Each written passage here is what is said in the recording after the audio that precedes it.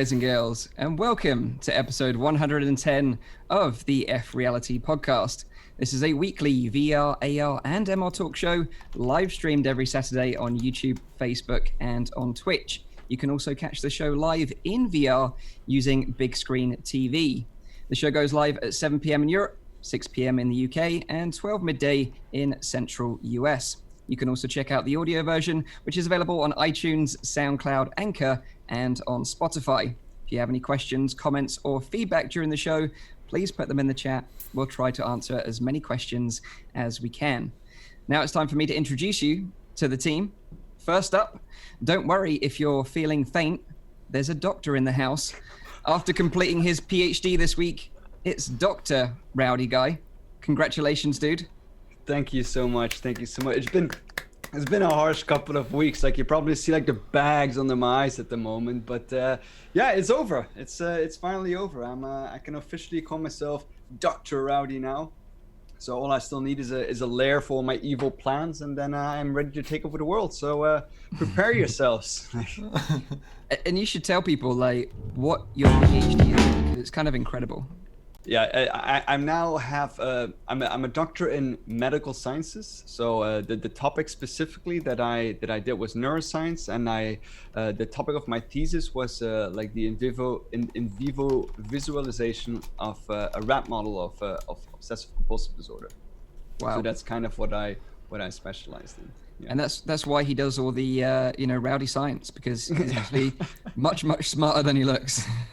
Actually qualified for the role. Yeah, absolutely. So, next up, he's the life and soul of the party, the VR Energizer Bunny. It's the VR streamer, one and only, ZimTok5. How you doing, man? You all right?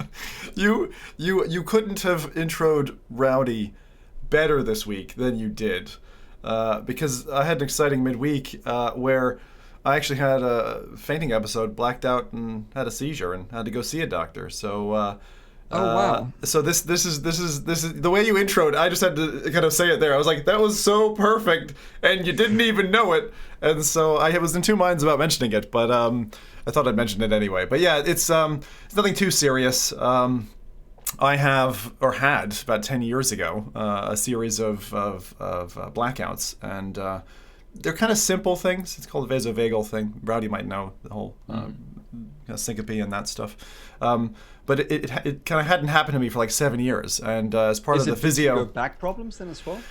So I'm not sure it's entirely unlinked, but to this point they are unlinked. The thing that caused it was it's always been something before. Someone's telling a gruesome story, or like I had food poisoning once and that triggered it, and intravenous stuff, someone sticks a needle in you. So I was having acupuncture, and I've had acupuncture before just fine. Doctor comes along, he taps a needle into my foot, and I felt that, and I was like, all right. Tapped it into my hand, and then tapped the needle into my neck, and then bam. I got to see, I think this was the new thing this event. This is the 8th time it's happened to me. But because I then saw like the flash before end of your life type job, which was really weird. It's like you're participating in like 16 different scenes, and all of a sudden that then comes back and boils back into one, and then you kind of regain consciousness like that. That is really weird. That is really, really strange. So anyway, that happened to me, and I ended up in A&E that day because my physio was quite concerned about what he'd seen, and I had to go get tested. And some of you have seen on the YouTube community page, I posted a picture of me getting jacked into, it was an ECG, so just monitoring the heart and all that. Everything's fine. It's just, that happened. So it was like, it was the middle of my week, and it was a real ball ache, to be honest, just for this to kind of come back again. It was something I dealt with in my 20s. I didn't think it was still around, and obviously it is, so yeah, pain in the ass. I had no idea that happened. Yeah. Well, I tend to ride these things low until I can kind of get a grip on them, and then, just mentioned, I don't want people to be kind of overly concerned, and, I was only out for maybe 30 seconds or whatever, and so it's not like a full-on kind of epileptic seizure or anything. It's just that like the first time it ever happened, I was walking in a park, I was 23, walking in a park with a friend, and I was like really stressed about work and stuff, and so low blood sugar and that stress kind of triggered it, and I ended up on the ground with like my fist just like held in the air like this hard, and paramedics come along and they're like, all right son, you been drinking? I'm like, no, I've not been drinking. Because that park where I was walking with my friend was known for it. Like all the college kids would go there, drink heavily, and pass out. So, but yeah, I just, I've been through all those things like CT, MRI, X-rays, ECG, as I said. But thankfully, there's nothing worse. But they always want to check and just see, is there some other reason that's driving it? So. That was my interesting story of the week, Mike. Wow. Thanks for the intro. Well, I wasn't expecting that at all, that's for sure. We're glad to hear you're better, though, now. Yeah, no, I'm fine. Yeah. So as you probably noticed, Nathan's not here with us this week. He can't make it this week, but he'll be back on the show as usual next week. And if you don't know who I am, my name is Mike, host of the show from Virtual Reality Oasis. We've got a packed show for you today, full of VR delights. Some of the highlights include our hands-on experience trying a virtual reality gym called Blackbox VR. Zim and I got to try that out in San Francisco, so that's going to be interesting. We give you more information and a trailer for an upcoming Predator game. That's going to be kind of cool. Yeah, definitely.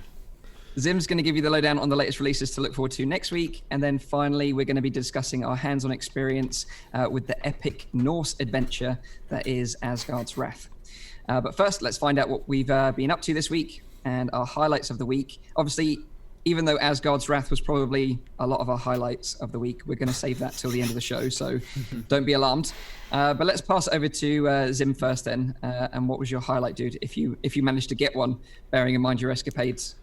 Yeah, I've mostly been staying out of VR because of the neck thing, but I did play one thing consistently this week where I wasn't in VR, but my kids were. We played Vectons of Acron. So for those who don't know Acron, my kids call it the nut game. And it's a game where the VR player plays as a tree, like an ant, right? So you have two tree-like arms. And you have a couple of special throwables. One's kind of sticky goo, one's an acorn, one's a bigger ball of roots. I don't know, it's something like that. It's a wrecking ball, basically. There's no Miley Cyrus, thankfully. Wouldn't expose my kids to that, not yet. I'll give them another 10 years. But yeah, this game is probably the best party game in terms of being able to very readily get into an asymmetrical experience where you as the tree, you're guarding your nuts, which I generally try to do anyway, but you're guarding your nuts. And in this case, my kids were just like, they're having so much fun. I've not seen my kids love VR, but this is something different. Like, they're asking me actively outside of play sessions, can we do more? Which is great to see. And I think Resolution Games have done such a great job at that one. When I first saw it though, I was super cynical, because I thought the fact that you need players, at least two other players on mobiles who've downloaded an app, I was like, the barrier for entry is just so high. Who's going to do that? But as we said a couple of episodes back, Mike and I both had really good times with our audiences. So it works great as an online game. But if you have two people, so I guess if it doesn't work if it's just you and a spouse or something like that, or a flatmate. But if you can get those two other people around, it's super easy, and it's supported across, of course, Android and iOS. And playing as a squirrel is so fun. There's like 4 different classes, and then there's one that's kind of Fortnite buildy, another one that's just like a fast squirrel, 2 others, and the team dynamics and the strategies that work out in the game are even work with a 3-year-old and a 5-year-old playing. So if you have kids, it's an absolute gem of a game, and the fact that you don't have to pay for the mobile app, it's just you pay once for the software, and then you can get up to 8 people playing. It's absolutely fantastic. Easily rides at the top of my chart of kind of favorite couch games to play with the family. And it's one that I think, again, I would have passed it by, and I would have made that mistake. So if you do have 3 humans, even small humans included in that, then definitely try it out. It's loads of fun, and you can't have my nuts. I feel like they should have just called it the nut game now. But yeah, I totally agree with you though. It's kind of one of those ones that I wasn't particularly that excited about. I got to play it first at Gamescom, and we had meetings with all different developers that were kind of pre-booked for us. Yep. So I kind of didn't have a choice whether I was going to play it or not. So I just kind of went in there with an open mind, and then just came out like you, loving it. And then, I played it with my Discord community, like over the internet online, like you say, because it is possible to do it that way. Yeah. They were all playing on mobile devices. I was in VR, and we just had, a whale of a time. And we were using Discord to communicate, because if you're playing online, you need a platform to communicate on. Discord is ideal for that. But yeah, we had an absolute blast with it. But like, it's the kind of thing that is like a production show manager. If I was in Oculus and I was planning the next event, what you see at conventions like EGX or Insomnia or PAX, they sometimes get this right. With things like, I don't know, Gang Beasts as an early example in VR, you'd have a large screen and an audience just gathers. It's kind of like what we've seen more recently with like Beat Saber, people seeing someone play. But if you did that, where the join code anyway is visible, people on their phones, hot right there, can download the app, which is a couple hundred meg, and be playing with whoever's in VR. So people might want to queue up for VR, but then there's just passersby can just filter in and out of the game, and it's like, I want to see that on a show floor now, because I know that it would draw a massive audience. It would help sell quests like nothing else, or Rifts for that matter. It works on both platforms. So it just goes without saying that that kind of title has a huge impact in a crowd environment, and I think that they shouldn't underthink that one. They really should use those. There's another one that was by the guys who did Angry Birds. There was like an Angry Birds Under the Sea one. I can't remember. We covered it a little while back. I'm yet to try that myself, but it's a bit like Overcooked, I think, on a submarine. Yep. And I think that one as well, I'm keen to see, does it have the same kind of prowess as Acron? No, I totally agree. At shows, if you had the tree being captured in a mixed reality view, it would look super engaging. And I totally agree. But I think this is a problem with VR trade shows in general, like Oculus Connect, Gamescom, PAX. The problem being is that you have these little booths with people wearing headsets in, and very few of them ever show you what's actually being seen inside the headset. So it's very difficult to understand, especially if you've never tried VR before, or you're skeptical of it, or you're unsure of it, really what to expect. So they could definitely work harder on stuff like that. I totally agree. But yeah, Acron, solid recommendation if you haven't tried it. It's available on the Quest and Rift. I was asking myself, I'm like, is that available on other headsets? It is on Rift as well. Yeah, I don't know if it's on Steam. Yeah, I don't know if it's on Steam is the thing. So yeah, that's the only one I'm not sure of. Yeah. But cool, yeah, solid recommendation. Let's see what Rowdy's been up to, because I think he's been tinkering with the headset this week. Yeah, indeed. I'll first quickly go over what the chat has been playing as well. Sure. I've also seen a couple of people that have been saying that they're gonna add Acron, I don't know how to pronounce it, to their wish list. So yeah, good job, guys. It's on Steam, by the way. It is for $20. So. All right, there we go. Yeah. I saw that Steve Exam has been playing Deleting Files for Asgard's Wrath, which is a great game. I know that one. Also, Anouk said that she really liked playing that particular game. Bit Victim has been playing Techno Lost, Old but Great, Lost in Translation, Pavlov 9.0, the update for Quest.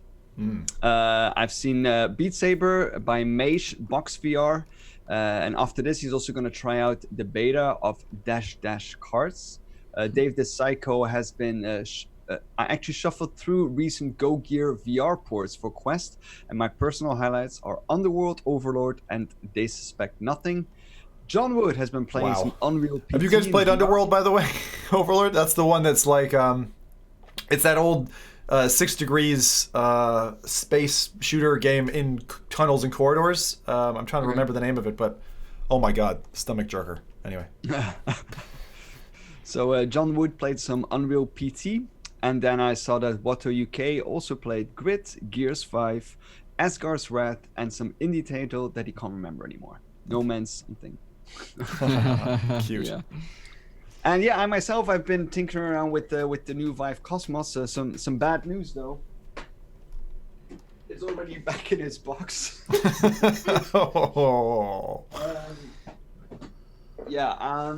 I'm like severely disappointed, since I mean I of course, like I watched your review as well, Mike, and we talked about a fairly critical last episode, but still, like, because it's such an expensive headset, my expectations still like are at a certain level. but the expectation is just not met entirely on like every different front. I think maybe the screen clarity is maybe good as long as you have it in the sweet spot, and also I think that Viveport, having like tried it a little bit more now, is actually not as bad as I thought it was. So I do like the concept. I actually think that's a fairly strong point for that for that. But then everything about the headset, I just don't like. It's the first headset that I've put on my face. I remember I've used a lot of cardboard as well. It's the first headset I put on my face that makes me dizzy. Wow. Just looking at it. Really? Wow. Okay. Yeah, The panel when it's lit and it's on and all that. Panel, and Yeah. if I move my head around, and it's also it makes a weird noise when I move it around. Like I don't know, is that like the way that like the tracking works or something? It's very loud. So the noise is probably the fan because it does have active cooling in it. But did you find that particularly nauseating in the Steam VR home environment?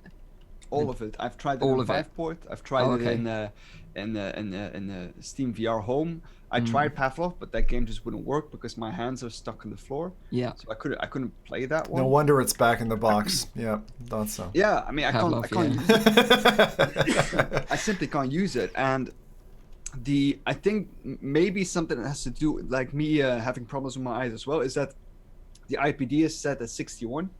That is the lowest it can go, which I think is higher than the ones that I usually can set it to. Yeah, it just doesn't work properly for me. Like it really made me. I mean, I got used to it, but once I took my headset off, it was like I was getting motion sickness. Jeez. Wow. I know, I'm just joking. I'm joking in chat that Rowdy's having an emotional response to the Cosmos right now, and obviously something's choking him up. You know. He's allergic to it. Yeah. Yeah. So it's worth mentioning, I think, that the HTC sent you one for free, right? Yes. Same deal with me and Nathi, but I think it's always, like we're always going to be completely honest with these kind of deals and how we feel about these products, because it's the only way really, because our integrity to you, our audiences, is the most important thing to us. Well, I'm kind of surprised to an extent, because not surprised because I've seen almost no positive reviews from all the people I trust on Cosmos. But Rowdy, you were quite a heavy Vive user for an extended period of time. Are you still Vive daily driver, or no? You've swapped? No. I use the Rift S as a daily driver nowadays. I kind of dropped out after the Vive Pro, and that was mainly due to like the bulk of it, like just like the bulk of the headset. Yeah. And I have to say, with this, instead of it becoming more comfortable for me, it's not more comfortable for me, at least. I don't know how it was for you, Mike, but I find like the strap, like the halo ring around it, because it's a flip up design, it doesn't like sit on my eyes, it like hangs in front of it. There's light coming in on the bottom. I know that you mentioned light leak as well, so there's light coming in on the bottom. The controllers are freaking huge. It's abnormal how huge they are, and they're heavy. They're really heavy. Like if I play Beat Saber with that, or play that with the Quest, I'll be more tired after using like the Vive Cosmos. It's really like a fat controller, like like those old like Xbox the original one. I know. What was the name? There's things. That's how it felt like holding them. The buttons on it, they feel incredibly cheap, like the grip button itself. Like I know that you said that they weren't like analog. It's just like binary. a clicky button. It's a click. That's only for the grip buttons, right? The trigger does have it.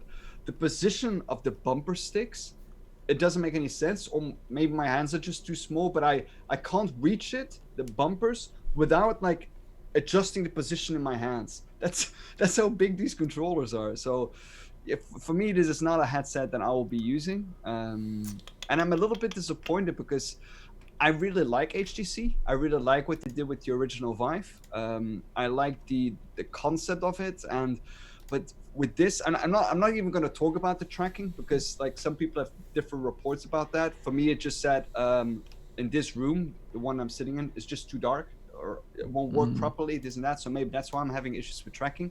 That didn't work properly for me as well. But maybe people in a more lit room or whatever have a different experience. But then again, I can use the Quest and I can use the Rift S or whatever other headset perfectly in this room. So I do find that a bit strange.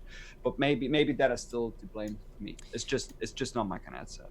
Yeah, like I heard that a lot of people now are using like default Steam VR bindings for games, so like you can actually get Pavlov working. But I know that Norm from Tested was, even though he did have the game running, that he was still having these severe tracking issues. So like, lining a gun up down the sights is just impossible practically. But like I'm just it's just a shame really, because we've mentioned this before, but having one big player in the market just completely dominating isn't good for anyone, I don't think. So it's a shame that right now HTC can't compete. Whether that over a period of time they can deliver some updates or firmware updates that can improve all these issues, I'm kind of skeptical, because I think even like with some of these issues resolved with the price point, it's not good enough. But it'll be interesting to see how it sort of evolves over the coming months. But I'm going to give it a couple more weeks, I think, before I kind of give it my final review. But certainly right now it doesn't look good. Interestingly, like I don't know how it is for other markets, but if I look in Belgium here, the price market where it's in, it's like a little bit cheaper than the Valve Index, including the knuckle controllers and the 2 base stations. Wow. Which I think it's a difficult place to compete in. Like, I actually would like to ask the chat, are there any people there who bought the headset as well? And maybe there are some people who have like some more experience with it as well, because I'd love to hear like someone like who actually said like, oh, I have a different experience, like it's actually very positive. Maybe it's something wrong with my headset, I don't know. Like, but for me, it doesn't work. I also heard, I don't know if this is true or not, I saw on Twitter from a few different people, including some friend sources, that the price in Europe was going up. Like the store price from third-party sellers was higher than the market price in the RRP. And that as well on the HTC site as well, it was now higher. Something like 830, 840 euro. In Belgium, it's currently at 830 euros, which is about $916. Is that higher than it was on launch? Do you remember? I don't remember. Yeah.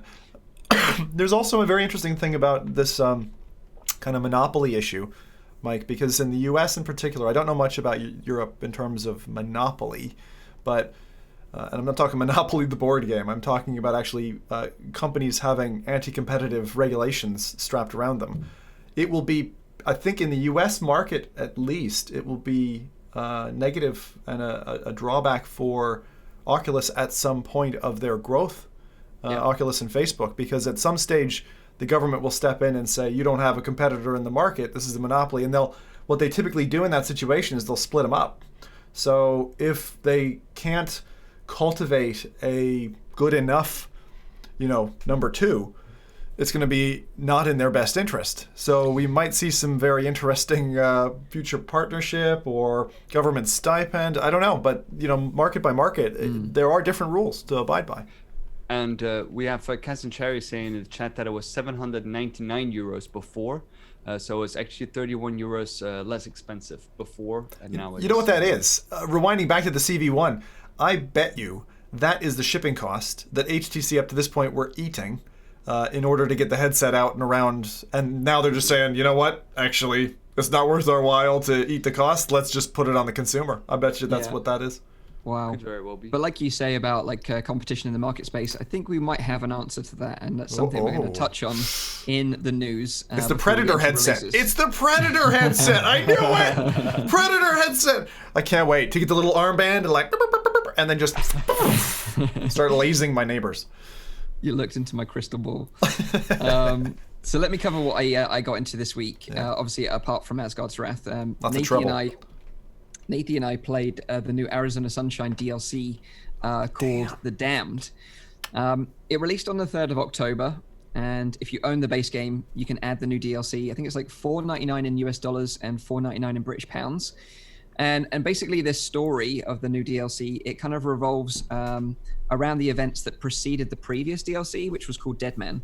So in the Dead Man DLC, you played as a soldier. You went into like a military base and you had to launch a nuclear missile to take out the zombies. In this story, it takes place before that, and you have to power up a hydroelectric dam so the military base can be powered on for those events to happen eventually. All right. But the thing is, as we were playing it, we were it was kind of becoming apparent that this game is starting to show its age now a little bit. You gotta understand that Arizona Sunshine, it came out like 3 years ago now. 16, yeah. Yeah, exactly. But despite that, we played through the whole experience to the very end, which took us around 2 hours. But we were messing around a lot. Like we were just like having fun with stuff. We weren't really playing it with focus, if you know what I mean. I think if you were a bit more focused, you could probably get it done in just over an hour. In terms of the buying in point, Mike, is this a paid for DLC or a free DLC? Yeah, paid for. So $4.99 in US dollars, $4.99 in British pounds. Okay. There's a lot of fans of Arizona out there, so that seems fair. Oh yeah, and rightly so as well. It was one of the best games for a long time. When the Vive first came out. Solid story as well. But I think the criticism with this game, like that I've got, is that it becomes very repetitive and uses some very like generic mechanics. So you have to go here, collect this key card to then open this door, then go and pull this lever, and then go and get the next key card, and it's a bit like, oh god. So it feels very manufactured instead of a kind of immersive, emergent gameplay. Yeah, and bearing in mind it's co-op, they don't add any cooperative elements in it where you both have to pull a lever at the same time, for example, or you both have to do something to work together, because it can be played solo or co-op. We were both playing on the Index, and now Arizona Sunshine across the board does have finger tracking support, so that's kind of nice, but it doesn't really add any gameplay mechanics to the game. So the only thing we could utilize that for was just to play around and play a game of like rock paper scissors between us and just have some fun. And really the only difference in terms of mechanics from the original game and this, and like I said, bearing in mind it's like 3 years old now, is that it's got a couple of two-handed weapons. So you've got like a shotgun and you've got like a couple of assault rifles that you can now hold two-handed. But it's not like you can pump action like a shotgun or anything like that. You still have to like press a button to eject the mag and then bring it to your waist to reload it. So kind of missed a trick there, to be honest. Also, we encountered some bugs. There was a point where I had a revolver that just got stuck in the air. I couldn't use it anymore. And then also, like, doors were always like problematic for us, and that you could either just completely walk through them without opening them, or when you did open a door, it just closed immediately again. But then again, with all that said, the magic of playing this game, Arizona Sunshine, and any of the DLC of this game, is playing it with a friend. If you can play with someone else and they're a friend of yours, it's so much fun. And shooting a zombie in the head and seeing their head explode is always going to be super satisfying. So to sort of summarize, I would say that if you can play this one with a friend, I'd recommend you check it out. If you like Arizona Sunshine, that is. If not, if you're only going to play it solo, I'd probably give this one a miss, because just like the previous DLC, the Dead Man DLC, it's just kind of a bit average, I would say. Yep. Fair. So we both got a tasting of it, didn't we, Rowdy, at the Vertigo Games 10th anniversary party. So at that stage, I know it's early to say it, out of everything I tried there, I would have agreed with you at that point, Mike. Yeah. From what And I really like Vertigo games. I really I'm looking forward to their new game After the Fall as well.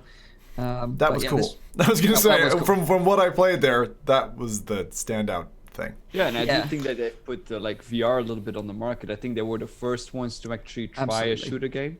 Yeah. So I do think they'll go down into the history books as like one of the the first big VR games, and they're a Dutch company, so the founders. Well, also they did that. They did the lovely diving. There was a diving game which was like way more fleshed out multiplayer than I was expecting. I don't think anyone else here has played it. I'm trying to remember the name of it now. Diving World. Yeah, I think I know that one. Diving World, but it had kind of like in Bait, how you have like the lure counter where you can get new reels and all that. It had that, but it was multiplayer, and there was a pool outside that then led to an area where you had to dive into the deep end of the pool, and then you'd kind of teleport to the level that you were going to or whatever. And it was really cool. It was like, how is all this in a game that this was bolted onto? Because it was initially kind of one of their 2D games, and that, as I understand it, was their first foray into VR before they got into Arizona and a few other things. But I look forward to. I was speaking to their CEO. I was like, I look forward to them bringing out another edition like that, because this underwater thing, whether you've played Subnautica or some of the more recent titles like Triton, underwater has a kind of a flavor to it. Yeah, there's a terror there, that there's something about not being able to see everything that's out in front of you in this voluminous space. And you can do that in space, but you don't have the same kind of occlusion and stuff like that. So there's something about underwater games that just get me, and I'm looking forward to more. He's an Aquaman. That's what he is. That's next week's intro there, Mike. It will be now. Great. So yeah, that was Arizona Sunshine, the damn DLC. Let's talk about some news then. And the first bit of news this week is about Predator VR. Now, we've talked about a Predator game in the works some time ago on the podcast, but back then we didn't really know much about it other than it was happening. Now, as a kid of the 80s, and you guys as well, you know, like I loved Predator, Alien, and like the RoboCop movies. So whenever there's a game using these franchises, I get kind of excited. Normally disappointed, but I do get excited. Yeah, exactly. But I mean, Alien's already landed, right? So I mean, we've already seen Alien in VR, which is fucking terrifying. Can Predator get it that wrong? I hate that I said that, because now it'll be clipped in a year from now. They'll slap it in my face. All right. And it's worth noting that Alien is Alien Isolation with a mod. It's not like an official VR game, so just be aware of that. But it's worth checking out, though. It's well worth checking out. That's kind of, I think that's kind of underselling it a little bit, because it's not like there was a mod community who like worked so hard to patch this in. The official dev team created this, had a single binary command in an ini file you could change to enable that support, which was later fine-tuned and some of the rougher sides of their implementation ironed out by the mother mod, which if you haven't done it and you're looking for something scary, that's one of the worst ones that you can do. Yeah. Worst in a good way. Absolutely. Like hiding in a locker and not like making any noise because it picks up the microphone noise. That was so well to done. alert the alien, because otherwise it rips you out of the locker. And The AI in that game, like it screws with you. It hunted me under a hospital gurney where like it storms by and the thuds and all that. Again, play it with a sub pack or something. It's amazing. And then it runs off again. And you're like, oh, I'm safe. And then it comes screeching down the hall back and rips me out from under the gurney and puts a fucking face through my face. So, anyway. Yeah, definitely go check that one out. But this is Predator. And now it's on Steam. So we've got a few more details and a trailer, which I'm sure we're going to be playing very shortly. But this new Predator game is going to feature a single-player campaign, which will follow the story of the original movie. So if you are a fan of the movie, you'll probably get something from that. You're going to be taking the role of a soldier in the jungle of Panama. I don't think you're going to be taking the role of Arnie as such, but just like a soldier in that squad that eventually end up encountering this Predator. You also get the opportunity to be the Predator itself. That was what I was waiting for. Yes. Yes. So you get to be the Predator in a rampage mode, and you get to use all its gadgetry. Holy shit. Rampage mode. Yeah. Thermal vision, cloaking. You get the plasma cannon, the blade gauntlets. So then you can kind of like impale your enemies and rip their spinal cords out if that's what you're into. I'm into that. I'm into that. You're down. And then there's going to be a multiplayer mode where players can either play as a soldier or one person can play as a Predator and then fight it out to the death, which is going to be kind of interesting. Wow, that sounds like Hidden. There was a mod some time ago called Hidden. It was like that. Yeah, so it's kind of like the trailer. If you look at it, it looks kind of basic. The trailer doesn't look good at all. I'm like, is this modded GoldenEye? It looks like GoldenEye 64. Yeah, like the trailer and doesn't also, really. The HUD in front of you, like. Yeah, it does. It looks a bit basic, but hopefully it'll be fun to play. Exactly. If it's fun to play, then I don't care. I can kiss the graphics goodbye. Yeah. So this is actually being developed by Phosphor Studios. They're the team that previously made the Brookhaven experiment, which is quite an old experience now. One of the very first kind of games that was a bit of a shooter with the kind of zombies coming at you. Yeah. And it's being published. It was the definitive wave shooter. It was like the defined that genre. That and Space Pirate Trainer, right? Yeah. Sure. It's being published by Foxnet VR Studio, who also published the Planet of the Apes VR game, which came out last year. So that is Predator VR. It's not to be confused with Predator Hunting Grounds. That's a different game that's being developed as a pancake game for PS4, and it's completely separate from this one. So you've got Hunting Grounds, which is a pancake game, and then you've got Predator VR, which is a VR game coming to Steam, and I believe it's also coming to PSVR as well. Question off of what Chris is saying in chat. Are these developers the same as behind Planet of the Apes? No. Okay. No, the Planet of the Apes team was actually part of Andy Serkis's studio, which is in London, which I actually got to visit once. Oh. And they were doing a lot of like the mocap there for that. But no, it's not the same developers behind the game, just same publisher. Okay. Oh, right. Yeah, same publisher. Okay, makes sense. Yeah. So we don't have a release date for Predator VR just yet, but like I say, it will be coming to Steam and PSVR. I'd imagine in the fairly near future. Looks good. I don't know. Did you guys ever play Alien vs. Predator 2 multiplayer? Because that was quite good. Where you could play Alien or Predator or Soldier, and in a multiplayer LAN environment, that was pretty cool. Cool. Yeah. I just remember being disappointed by every Alien game that came out ever since like Alien 3 on the Super Nintendo.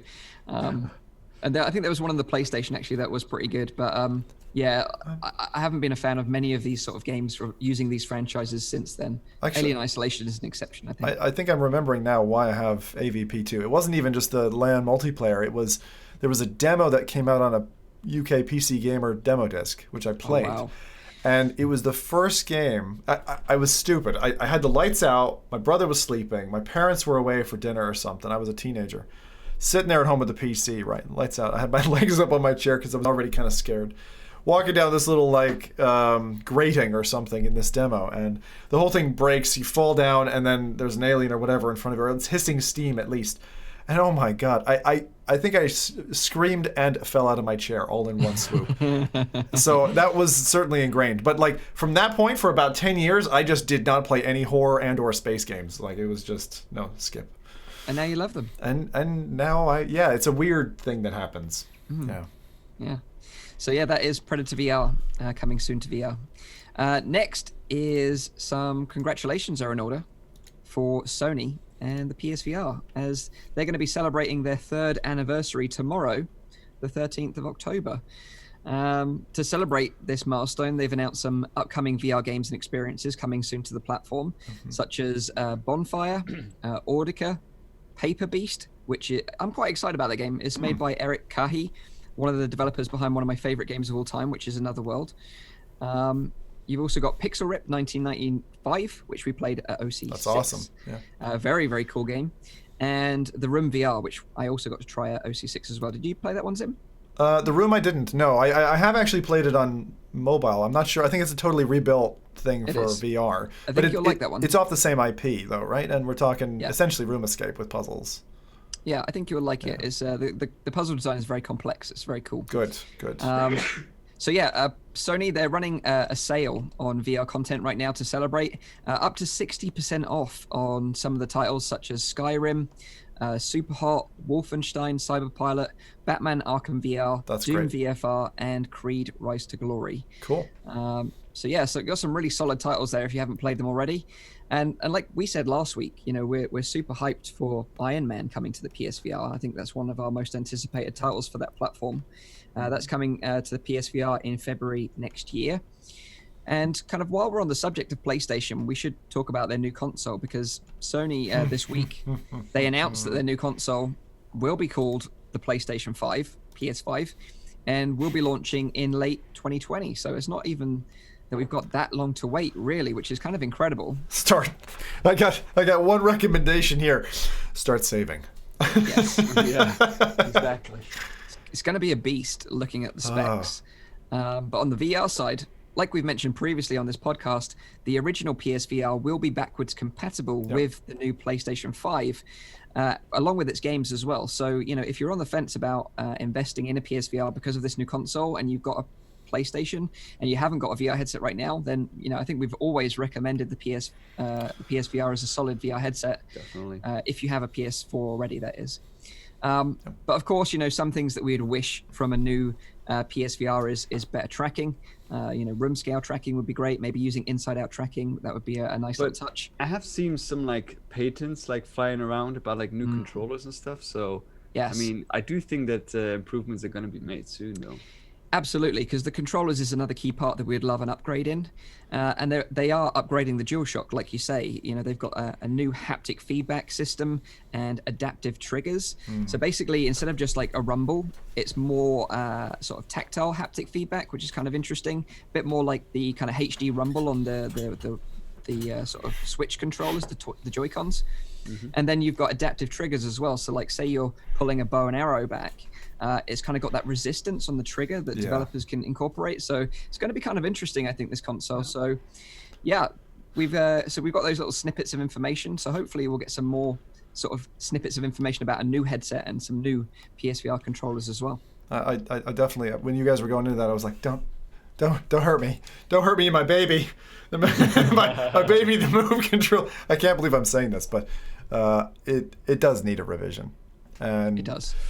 The thing is, if we haven't heard about a PSVR 2 at this stage, and given how, just think about the scale of replatforming PlayStation, who are, I don't know the stats, but I assume that PlayStation currently is the global console leader and are beating Microsoft's pants off right now. Yeah, for sure. So, with that said, with all those homes waiting for equipment, I would not be surprised if they phase out a PSVR 2 later, at least 6 months later than the platform itself launching.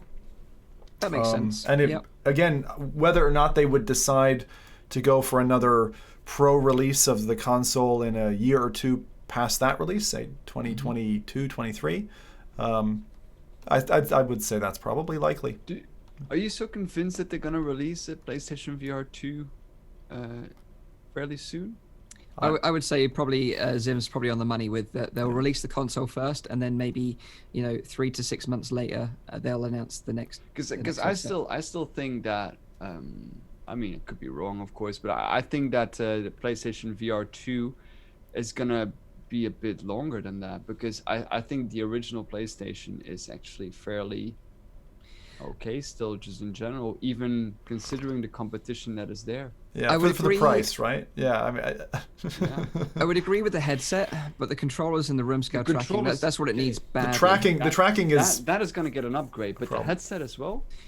Well, maybe if they could utilize some method of keeping the original headset and then having a new solution for tracking and new controllers, that would be an interesting way of doing it. One thing I think they're not going to do is I don't think they're going to make the Microsoft Kinect judgment error and box a PSVR 2 or 1 with every console. I don't think that's going to happen, because they know their market. They're not going to throw a bunch of money out the door. They're not going to hinder sales by making this package any more expensive than it needs to be.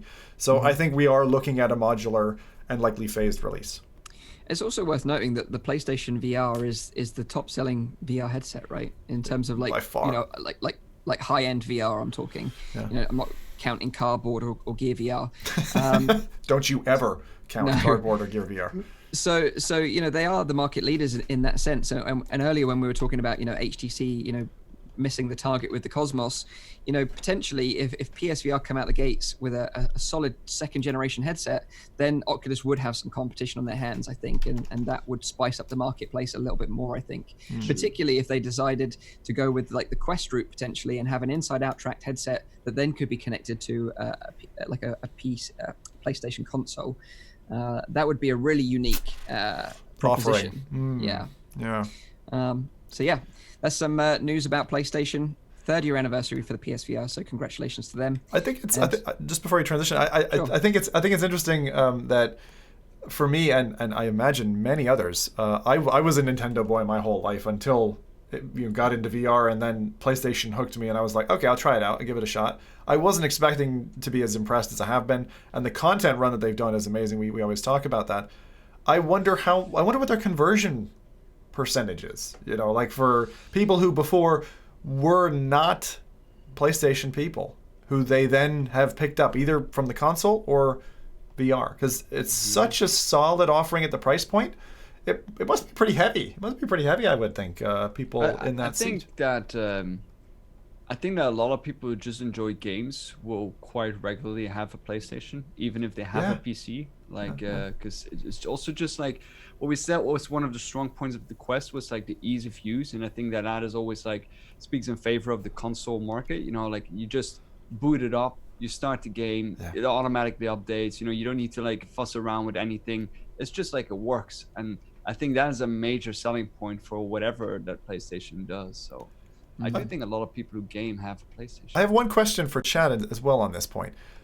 I know that if I'm connected to a TV, right, and because I had it set up downstairs in my living room for a while, which would be pretty normal, is PlayStation VR able to run without a TV completely? Or do you have to have it tethered in via HDMI for some reason? Because my kids can watch a TV show and I could be playing away Skyrim on the PSVR. I'm surprised if it can do that. In other words, run VR without a TV. Is there someone out there who's like, in a college dorm with a PSVR and a PS4 Pro sitting in the corner, and they're playing their VR games, and there's no television in the room? You can. I'm pretty sure you can do that. Yeah, I remember seeing a tweet a long time ago of a guy playing his PSVR in an airport terminal, waiting for his plane, and he just had the PSVR on. He didn't have anything else around him, so I'm pretty sure that is possible. That's so cool. So that means you could literally, as long as you get a power source, you bring your PSVR in a duffel bag with a PS4 Pro, right? Cable it into your mains, and you're just into PSVR there. Yeah, I know. We've all seen that portable solution. Yeah, exactly. It's kind of like a portable headset. I never thought about it that way. Cool. So yeah, that's the PSVR. Let's get into the last bit of news this week then. This will be some good news for Valve Index owners out there, including myself. This makes me happy. Because we got a little update from Brandon Latch, who's the lead developer from Stress Level Zero. They're obviously the team that are developing Boneworks. Now, Boneworks is probably like the most anticipated VR title that's coming to Steam VR in the very near future. The videos of this game went completely viral due to like the intricate hand interactions using the Valve Index controllers, and the fact that it kind of looked like a Half-Life game in VR. And we're still unsure to this day if we're going to get an official one from Valve. So this is kind of like everyone's pinning their hopes and dreams on this being a success and being what we want it to be. So it's a pretty big cross to bear, Yeah. That's huge. Think of the stress on their team. Exactly. No pressure, guys. Stress level 0, my ass. That's all I'm going to say. More like stress level 100. Yeah, exactly. But yesterday, Brandon, he posted on his Twitter that the game is now playable from beginning to end. So, in terms of like piecing all like the components and the story together, it's all there now. Obviously, this is no indication of a release date, but, it's good to hear that the main development part is complete, and now it's a case of polishing and maybe fixing some bugs and doing some sort of like, tweaking it a little bit further. But hopefully this means that we're going to get a release by the end of the year. They did say that it's going to be releasing in 2019, so hopefully it comes out before Christmas. God. But what do you guys think about this? Are you excited still for Boneworks? I'm mostly excited actually to see how they integrated other headset as well, since the physics on the hands are so intricate to like the experience. Mm-hmm. So I'm wondering how it will perform on like an Oculus, since if they want their game to be successful, then it needs to be working on more than just like the Valve Index, because I think the percentage of the market that has a Valve Index is still fairly small compared like the other headsets. Mm-hmm. So I'm interested in seeing how it will perform actually on other headsets as well. Mm-hmm. And resident Half-Life hater here, as I've been in past episodes, I'm sick of Half-Life. I don't want Half-Life rehashed. If they have some game loops and interesting game mechanics, then I can get excited about it. What I've seen so far, it looks good, but I've been swooned by Stress Level 0 before, and kind of bought into their games, and then got disinterested in them, within the course of a week or so. So I hope they do well. I think it's a very high hype bar that they're up against, which is probably, it's totally warranted given what they do with the trailers. They fucking know how to put a trailer together, they certainly know how to do that. They are, if anyone's seen their other stuff, right, they're like filmmakers. Like, they do lots of amazing graphical effects, and they do a great multi-team view for when they either stream or record a game together. So I like what they produce. I don't know, can they give us as compelling a story? Have they had outside help in terms of writers and the bones of the story? So for Boneworks, if it gives us a substantive, at least 6-hour game, you've got me. I'll definitely play it, end to end. But Rowdy, I think, to your point about the controllers and the kind of integration, I think we won't be missing much. is my No, guess. I agree. I really don't so think we're as going to well. miss much in terms of I'm index just versus interested in like how, Rift S. since like I know that the Vertigo devs, the Vertigo 2 devs did it so well. Yeah. Then I'm kind of wondering like on what, like, is Amazing. it going to be equally good? Is it going to be even better? Is it going to be a little bit less? Like more on that. I'm not doubting that it will work, of course. I think it will work perfectly well. Yeah. So if you disagree with Zim and you love Half-Life, can we have a shame? I Rowdy, already you already just declared I war already in chat. said like 500 likes and I will punch Zim through the camera for hating Half-Life. That sounds I'm fair. just sick of it. I'm an old grump now. But what about you, Mike? You're really, like, are you really into this? Like, you're like, this is my thing. Yeah, I love this so much. You know, like I remember going out and buying like a Voodoo graphics card. But you still hate Skyrim. Sorry. I hate Skyrim. Just to play the original Half-Life on PC. So yeah, I'm a big fan of Half-Life. Oh, you got the Voodoo 2, was it, or just Voodoo? I have no idea. I have no idea now. But I remember it cost me a fortune, but it was worth it. You do realize our German friend is going to want to know the answer. Yeah, I understand. Yeah. Papa Voodoo. But one thing to sort of answer a question which I know is coming, and that is this coming to Quest? Well, there is something coming to Quest, which is Boneworks, and that's called Project 4, which they announced during Oculus Connect 6. So although you probably won't get the full fat version, which we're getting on PC, you will be getting a Boneworks experience on Quest. So you won't be left out either. So that's something to keep your beady little eyes on. Yep, and that is all the news this week. So now it's time to pass it over to Zim, find out what game's coming out next week. I'm kind of interested, actually. I haven't been keeping up to date with what's coming out next week. So, Is there anything coming out? well, I'm sure you're going to let us know. Yeah, there's not loads, but I do have 3 things to mention to you. I'm doing a public service with item number 2. I'll come back to that in a second. So the first one, totally unexpected. I always like digging through Steam for things that I haven't seen done before. Before I launch into this one, have either of you seen a compelling motorcycle or kind of motorbike experience in VR? No, I haven't. Yeah. I'm thinking of like sitting there like crouched on my chair like. You get a pogo stick controller. The only one I've played is Hoverbikes VR, and I played it on one of those like motion simulators. That was totally awesome. Hoverbikes VR. Wow. Yeah, and I played it on one of those like big contraptions, you know, at like Gamescom. It wasn't just gone, but it was the year before. That was really cool. But I haven't really played anything at home. Well, let's take the wind out of my sails, Mike. No, I'm just kidding. I've never heard of that one. I'll have to look it up. Was that a arcade only experience or something? No, it's on Steam. It's on Steam. It's Okay. got like Wipeout. Yeah. Okay. So you didn't actually steal my thunder, which is good. So MX Bikes is a game that's been for simmers out there, hardcore simmers, which you know I am. There's a game called MX Bikes, and it's a realistic motocross simulator based on a physics engine that's built to accurately detail the way a bike performs.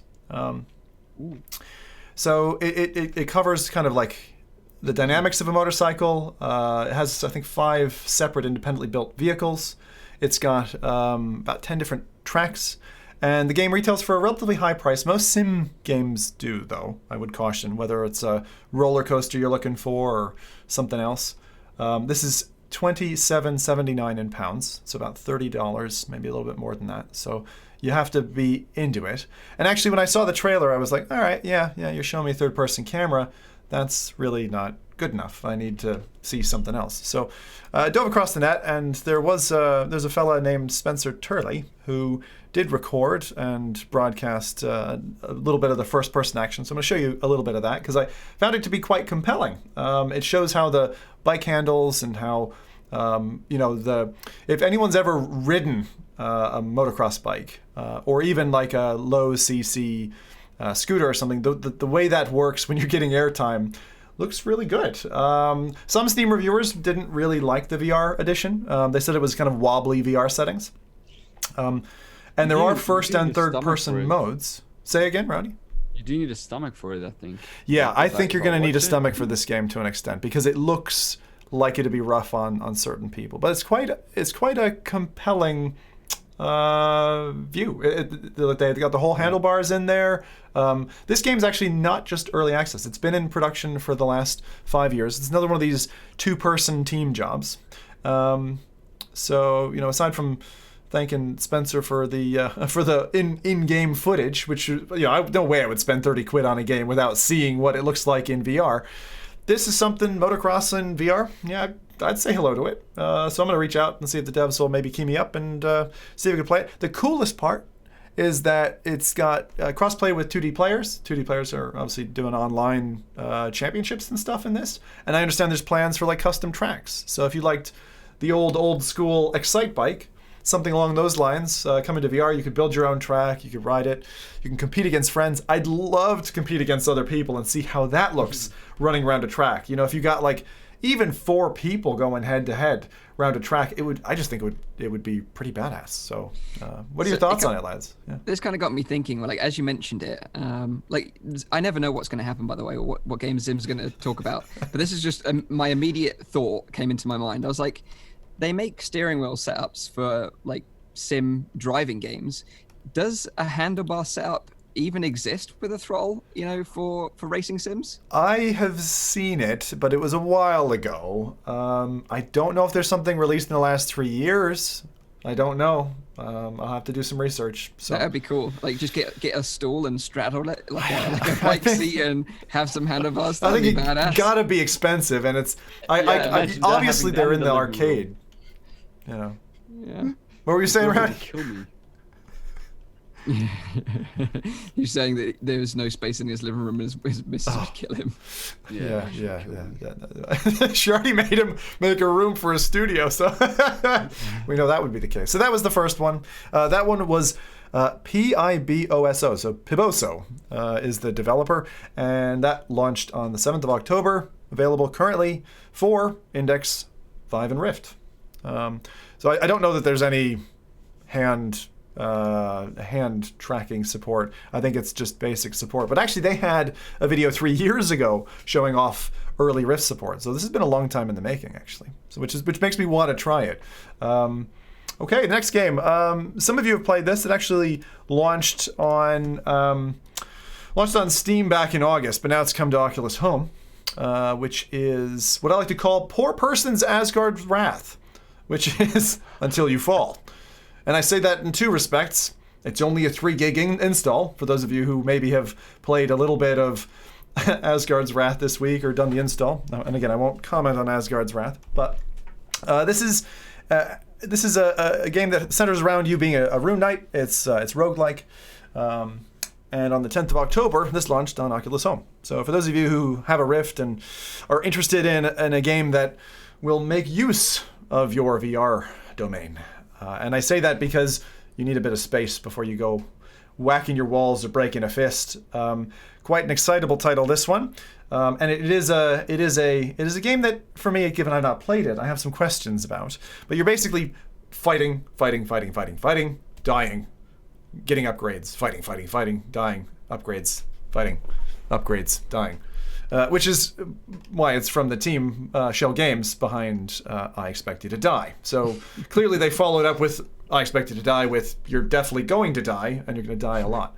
But my question to you guys who've played this is, how grindy is it?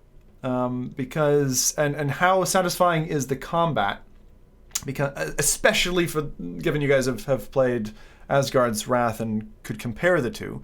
Because a user on Steam called Vectra was complaining about equivalently what they called quick time type events, where needing to slash in a particular direction is like the only acceptable option. So if it says slash left, if you don't slash left, everything else gets parried. So my question to you is, is it grindy, and how satisfying is the combat? I haven't played it, so I don't know. Okay. So yeah, it is kind of grindy. Most roguelites are, I guess. Yeah. Yes, you do have to slash at a certain direction at a certain time. Each enemy has its own unique attack pattern, which is kind of repetitive. So once you know that pattern, you know it. However, the game was insanely fun, and it was a workout as well. I really enjoyed it. It is challenging. It's hard as balls. Like, getting to the first boss and defeating him was a real challenge, and I did die the first time, had to do it a second time. And then as soon as I had finished him, I encountered a new load of enemies, and they just destroyed me.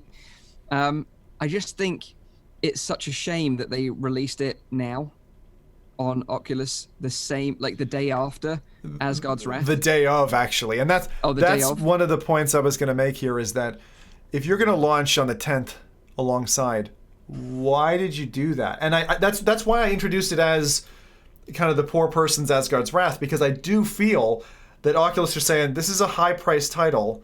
Why don't we slot it in on the same day so that at least they're not, it gives you something to go to. It's like if you can't get Asgard's Wrath, here's something that kind of looks like it's a different game, obviously, but there are some people in chat saying that the combat is actually better than it is in Asgard's Wrath. I guess that also depends a little bit on what you like. Yeah. The combat is very tight, and that's a good thing in my eyes. It's very tight, whereas sometimes Asgard's Wrath, we'll get into it more later, but sometimes it can be a bit wonky. Yeah. And Asgard's and the combat isn't Asgard's Wrath's strongest feature, I don't think. Yeah. But so it's this game does have better combat to a certain degree, I would say, but it depends what kind of combat you like. Like I say, it's very formulaic, but there's some that will appeal to some people, and then dying and then earning those things to then upgrade your character to then go back again and have that empowerment as a player that you've got stronger and better.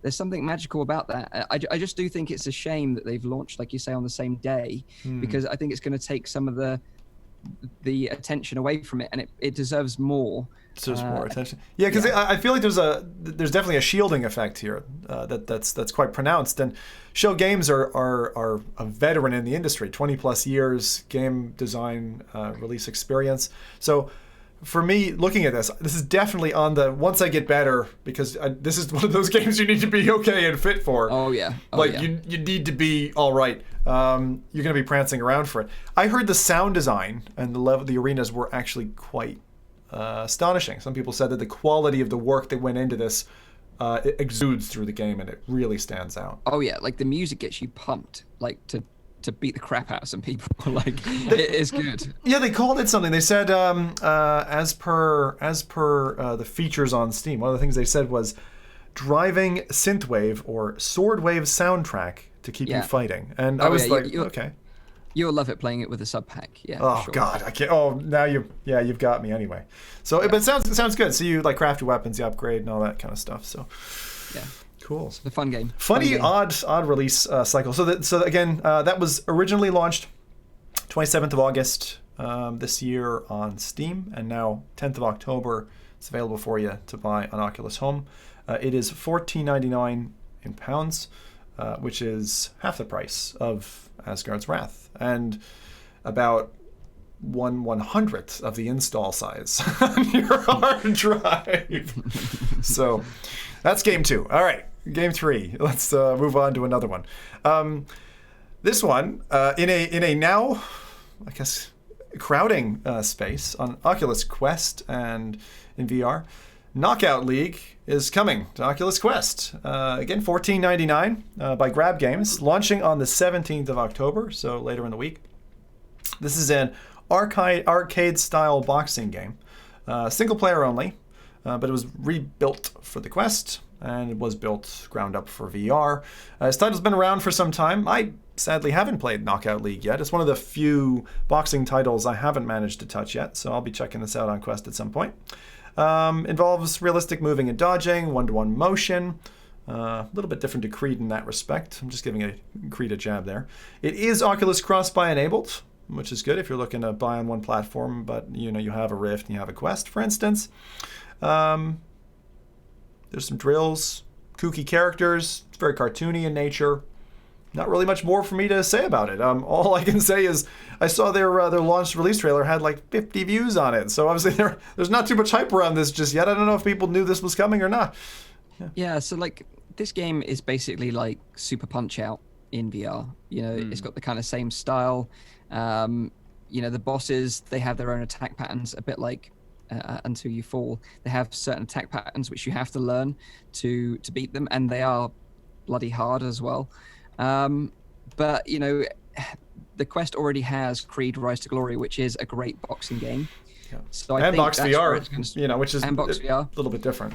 Yeah, so I think if you were really a fan of Super Punch-Out back in the day, then you'll probably get a kick out of this. But if not, I think maybe Creed Rise to Glory probably has the jump on this one. Yeah. Yeah, indeed. I think it's much more indeed like Until You Fall rather than like Creed, exactly for the mechanics that they put in there.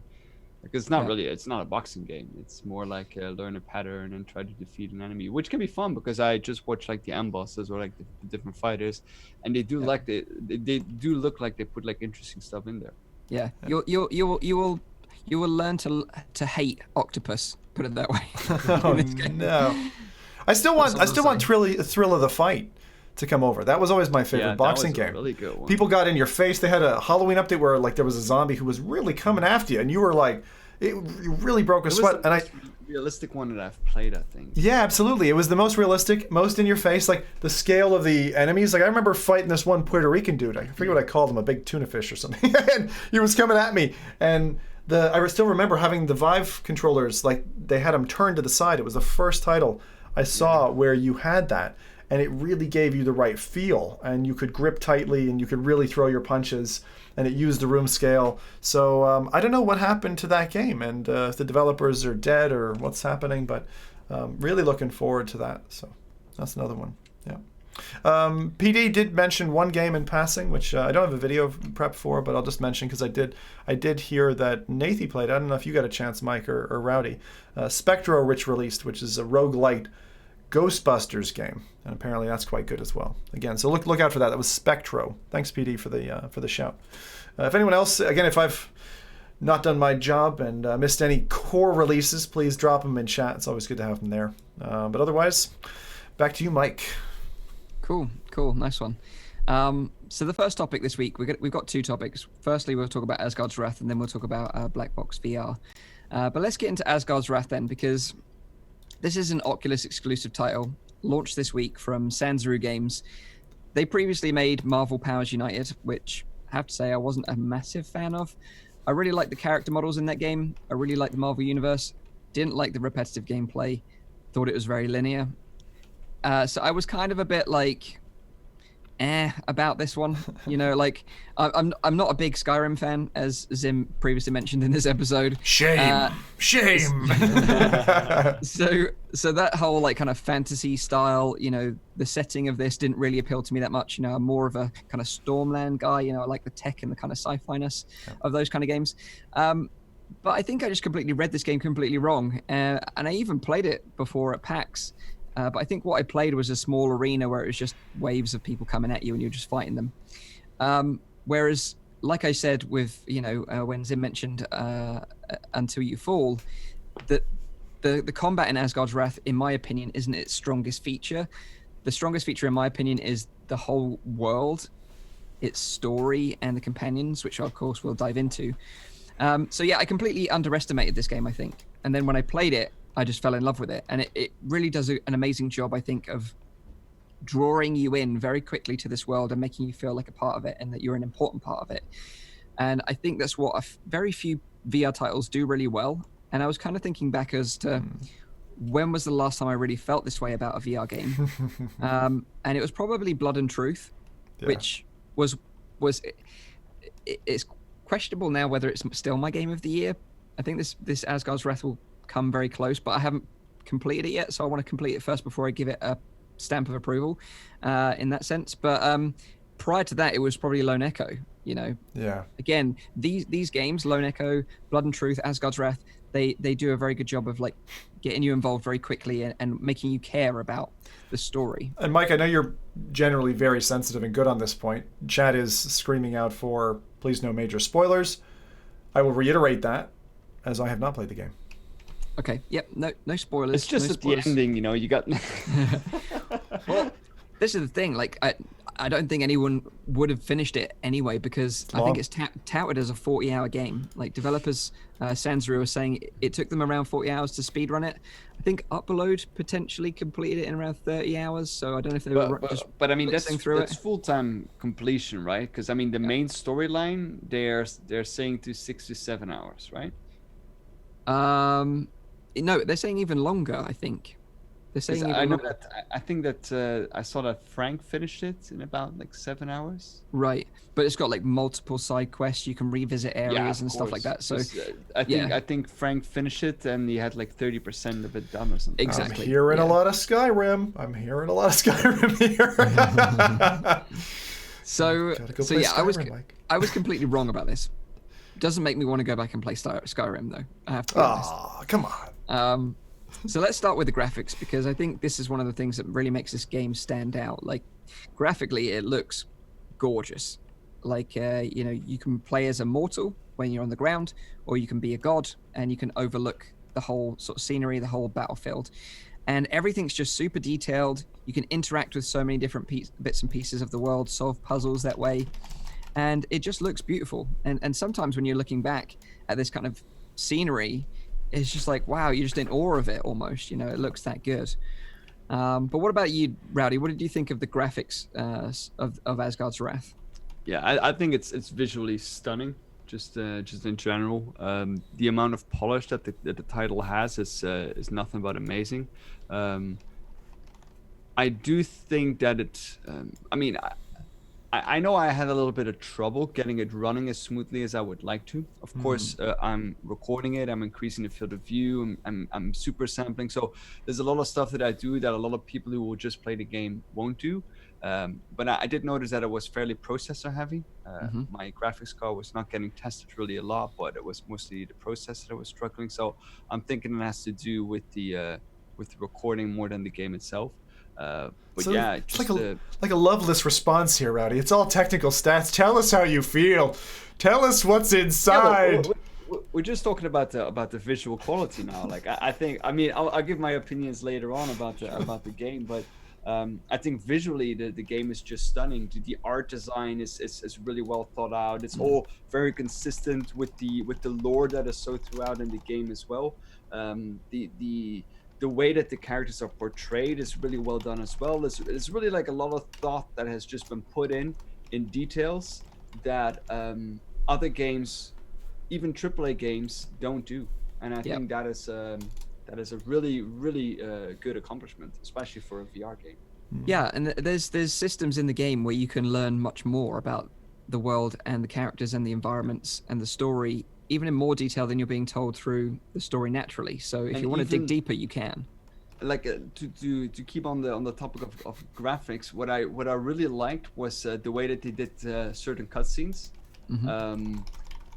Because with a cutscene, it's not really a cutscene, but you're viewing it from like the god perspective, kind of. I mean, the cutscenes that I've had so far, so it's always it looks like a cutscene that you're looking at a character, but you're playing actually as the god form who's looking at the character. And I think that's a nice kind of twist to like keep the immersion going as well.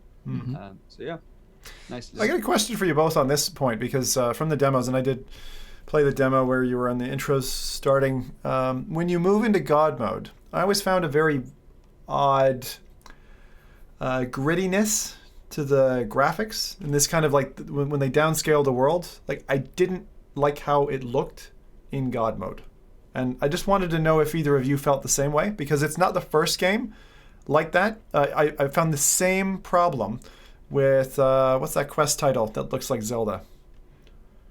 Oh, Journey of the Gods. Journey of the Gods. Same thing with Journey of the Gods. When they downscale, it's kind of like aliasing or something. I don't know how to describe it. It's like a grittiness. I think you'll probably notice that again. Still, I think it's still there. But for me, it didn't really bother me that much. Like I didn't notice it myself. No. I don't really know what you're talking about. I do understand like the whole world is being compressed to a certain degree because it has to be, you know, to be viewed that way. But it didn't bother me at all. And I think, we touched on the install size, like it is 120 gigabytes. And I think the reason why it is so big is because of all the textures and everything else they've crammed into this game. They've obviously spent a lot of time and effort to make it look like it does. I do think that the way that they use the scale is really well done in the game, though, because if you look at how like things that look like absolutely massive, when you go into God mode, you can just like pick them up and they're like actually fairly small. So I do like how that is done as well. Yeah, and it's completely unique to VR. Like, I don't think this game could have been done any other way in that sense, and that's what I really like. You know, it brings something new and refreshing to VR, and that's why, you know, in my video I said that VR needs more games like Asgard's Wrath, and I kind of meant that in the sense that we need these bigger, fleshed out, more detailed games that you can really suck some time into, rather than these, you know, Beat Saber's great and all, but, you know, 20 minutes you're kind of done, you got your fill, whereas this is going to keep you coming back for more, I think, and certainly that's the way I feel about it. Does having a pet, I know there's I think it's animal concubines you have in the game. Companions. Yeah. So that's the C word I was looking for. So that's actually one of my favorite features of this game. We've mentioned this before, I think, on previous episodes, that having an AI VR companion works in VR incredibly well. I think we were talking about it in relation to The Journey. Where you There's a lot of VR games that do, like Vertigo does it as well, with like the robot that follows you. Vader Immortal does that with Zoe. You have like a lot of VR games that actually use that, and it's very compelling. You know, and immersive. And because you don't feel like you're on this adventure on your own anymore. You feel like you've got a sense of responsibility for this character. You want to look after it. You interact with it. You fist bump it. You high five it. You start to build up this relationship and your bond with these characters. And I really love that. I think it's such a magical thing to do in VR. So yeah, the companions, there are multiple. I won't tell you how many or what they are, but there are multiple different companions that have unique abilities. Yeah, and they're brilliant. One of my favorite parts. I thought I kind of expected that, only because of you were into Pokemon Go for a little bit as well, and it's just this, like, that companion element, just having a buddy in VR. Yeah. I think it's something that a lot of people are also looking for when you do that. It's like, have the friend, and I think Oculus knew that from the very outset. Remember when we I'm forgetting the name of it, but the First Steps, or whatever it's called, when you first introduced with the CV1, and you had this little toy robot that was your friend, and straight off the bat, like, that connection, that bond, I don't think you'd forget it easily, or even if when you watched Henry, that same kind of feeling. And again, I won't give away what they are, but the first I still want to say concubine, companion. The first companion that you meet, he's pretty cool. I got to see him on the show floor, so. Yeah, absolutely. So, the companions are brilliant. Let's talk about the sword play then, because we kind of touched on that briefly when Zim was talking about after Until You Fall. And I think the sword play is good. It is tricky. It is hard. There's certainly, I'm playing on like the difficulty under the highest one. I think it's medium. So there are enemies that wear armor, and the only way you can destroy them is by taking their armor off. And the only way you can take their armor off is by parrying their special move, which then breaks their armor. And that can be kind of challenging to get the grip of at the beginning. You kind of get owned a little bit at the beginning. Certainly between, like, sort of using your sword, then parrying maybe like a kick or a headbutt, and then, you know, parrying their attack. You get into the rhythm of it eventually, but it's got a bit of a steep learning curve in that sense. But once you get it, it's very satisfying, I will say that. I agree with you on that part. I played it now as well on the same difficulty as you did, because I originally played it on easier, because I wanted to have like because I know it's 40 hours, you know, I kind of want to, like, you know, go through it and not spend too much time on it, because I still have other things to do as well. But I did put it on that difficulty just because of the extra benefit you get from, like, the fighting scenes. I do have a little bit of, I agree when people say that, like, the fighting is probably not the strongest point. And for me, that has mostly related to the shield. My shield, like, broke, like, almost immediately because it was a bit too rowdy with it. See what I did there? But the problem was with me, like, normally when you hold a shield, you hold it with the back of your hand. You know, you turn your controller with the back of your hand.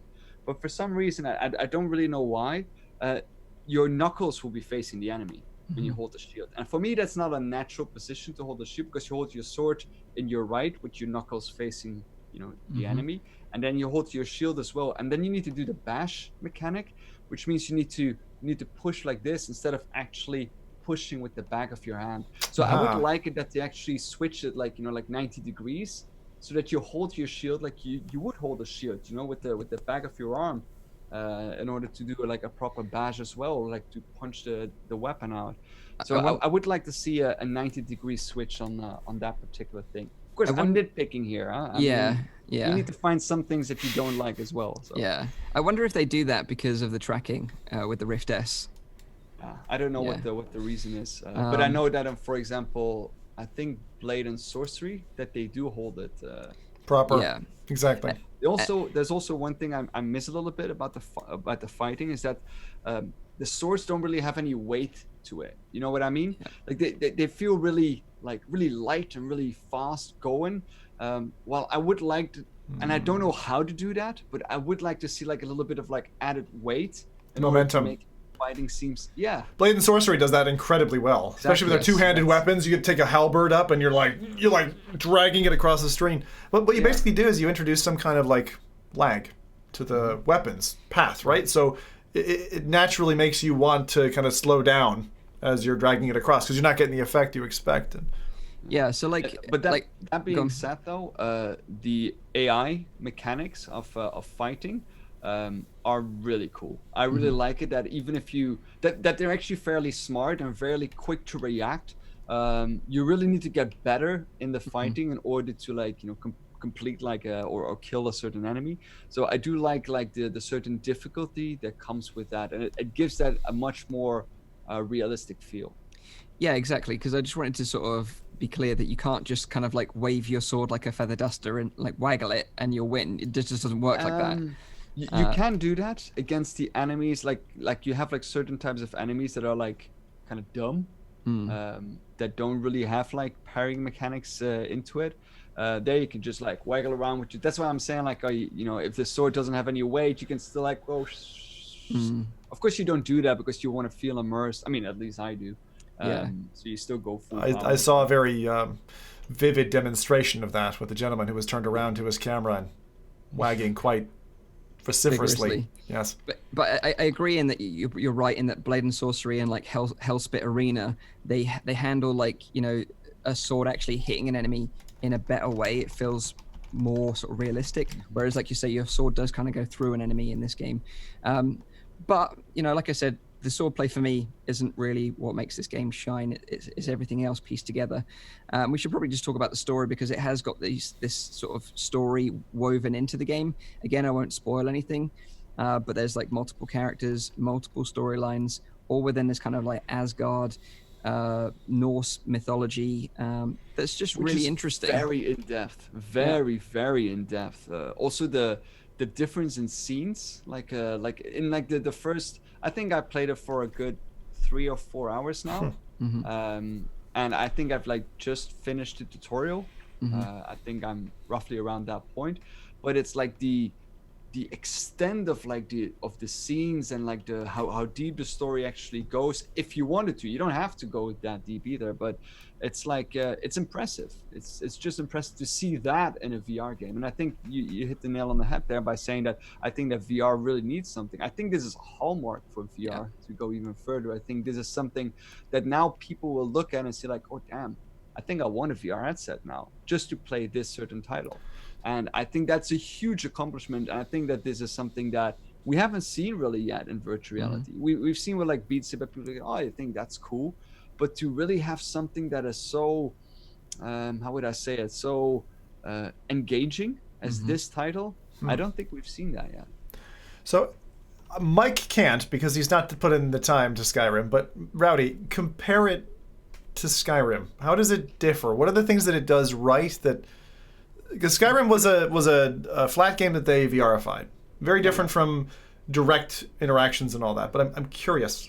Okay, so if you compare it to Skyrim, I'm not talking about Skyrim VR now. Skyrim in general is even bigger. It's even more like, even the side quests are like insanely detailed. You can not even touch the storyline and still have a very story-driven experience in the side quest. So in terms of that, like, of course, Asgard's Wrath will not be able to compete. But if we're talking about Skyrim VR, although I like Skyrim VR, for me, certain things are not enough VR. We've had the discussion before, where if I need to press a button in order to pick something up, for me, it's not correct. Doesn't do it, That doesn't do it. While this game, it does do that. If you see a rat running around on the floor, you can run to that rat, pick it up, and like throw it in the fire or whatever. You know, those are the kind of things that make it for me. Jesus. It's true. This is how you got your doctorate. Yeah, I see it now. All those rats that died in fires. No, it's just instant reflex, you know. So you would see it as a more enriched, enhanced VR interactivity and game design. Yeah. Kind of on top of those core elements, because a lot of what Mike was saying about the basic things that were attracting him to the game, I'm just going like, that's Skyrim. It's just like reading off a list of like what I love about Skyrim. So sorry, Mike, that is indeed true, but I do think that the virtual reality interaction is deeper in Asgard's Wrath compared to something like Skyrim, something like Fallout. So a question then for you both: the ability to wander and explore off the main quest, whatever that is, how free is it? Can you just wander across the lands, or is it, and are there loading breaks between scenes? Those are the two questions I have. Yes, it is in that sense. I do think it's different than Skyrim, because Skyrim is basically one big map that you can go to wherever you like. Yeah. While this is more still, I mean, as far as I have experienced, and I'm sure that maybe Mike has a better opinion on that, but from what I have experienced, there are certain levels that you load into, and then you explore those levels, and they are not as free and open as Skyrim would be, but they still allow a certain degree of exploration. Okay. Yeah, I totally agree, and it's also worth noting that you can revisit areas that you've previously passed with other characters that will give you access to other areas that you previously couldn't access before. So a bit like Metroidvania in that sense. Yeah, I love that, by the way. In game design, I think it's really rewarding to kind of be like, especially to keep in your head, like, the purple chest. We need to go back to the purple chest because now I've got the purple concubine, what was the word? Companion. The purple companion cube for the purple chest. I don't even know what a concubine is. Concubine is we'll explain it to you off the podcast. Okay. I do recommend, if you have the space, because of course it is a huge title, to install it on an SSD, because the loading scenes can get quite long.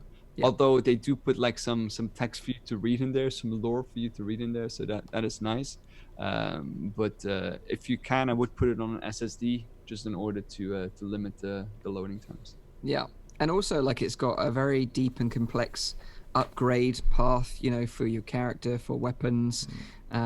Also your companions, you can upgrade them as well, and obviously you need to collect a lot of items, so there's a big inventory system as well. Do you gear them up? Do you give them weapons, armor, that kind of thing? Yeah, so you arm them up and you can upgrade them. You basically go back to the tavern, which is like kind of your home base, and there you can play some like pub games. So there's like a coin flip game, and there's an axe throwing game. You can earn some money like gambling, and you can also just unlock some side quests by doing those as well. Wow. Yeah, quickly on the openness of the levels, because I saw that David the Psycho actually gave a good comparison. He said that so it's much like the Dragon Age levels, and if you actually play Dragon Age ever, I do think it's similar to that kind of stuff. Okay, yeah. I'm glad you touched on the pub games, Mike. People in chat were asking for it, and I do have to light a small candle for everybody who is in the situation which I've heard many friends be in for this game, which is the game of freeing up hard drive space. And I have heard a very strong recommendation because of level load times that SSD is what you desire. So if you happen to have an SSD and it's, I guess, 512 or more, I have heard though for installs, it's not just the 121 that you need. It's something more than that. 140, 150. There's some breathing room that the installer needs to be able to complete. And if you don't have enough space, the Oculus Home installer will actually choke and it will go through the process again. So if you have a slow internet speed and you're like waiting up over the 2 nights and your PC's chewing away, you don't want to get to the end of that. So clear some additional headroom, even if it causes you some pain. You don't want to have to re-download a few times. We actually have some comparisons in the chat as well. We have Welsh Saucy saying that he has over 1 minute load times on a regular HDD. While Meow Mix on SSD, his load screens are between 5 to 10 seconds. So that's a substantial difference that people are... I mean, you usually see at least a 50% leap, but that's even more than that. So Good to hear it. So let's just kind of give our overall recommendation then, instead of like diving any deeper, because I don't want to spoil anything for anyone. Yeah. I would just say that, you know, this is probably what we've all been asking for and what we've all been wanting for a long, long time. A premium game with an engaging story, with unique mechanics that you can never see in traditional games. You have these sidekick companions that are amazing. You're going to sink in, you know, 30 to 40 hours into this game. It may be a premium priced game. I'm not sure what the price is, but you're getting... Okay. But you're getting, a decent amount of content here that is worth the investment, I would say. And in the UK, we actually didn't get screwed. It's $29.99. It's like, that's nice that they... I mean, for a $40 game, you'd expect it's probably going to be 40 quid. And yeah, that's great. It's actually 30 pounds, so... And I understand that Stormland is going to be the same price as well. Yep. I think that's I would even take it further. I think that since Asgard's Wrath, like the entire VR scene has changed a little bit, that the bar has been lifted just like, you know, quite a bit higher actually, which I think is a really good thing, since we've been saying for a while already that the quality in VR titles has been increasing over the past couple of months. I myself have been playing far less shovelware, which I think is a good thing. But I think really like Asgard's Wrath is the first title that I'm like honestly like truly excited about diving back into and just exploring what is further on. So come on guys, let's continue, since I have some stuff. I got a question from chat. I'm manipulating a question from chat. How often do you find yourself hitting your exhaustion limit when playing games? And like, how many hours standing does it take you? Like, what gives out? Like, for me, I'd say, you know, I can probably do 3-4 hours, no problem. And then I start to feel like uncomfortable down my spine, down the back. And I'm like, I got to take a seat. But like, I usually don't go past 2 hours. Yeah, same. It's normally because I forget to drink and stuff like that, you know, while I'm in VR. So I'm normally like needing a drink or need to just eat something. Still at the whiskey mic, yeah? Yeah, exactly, the hip flask.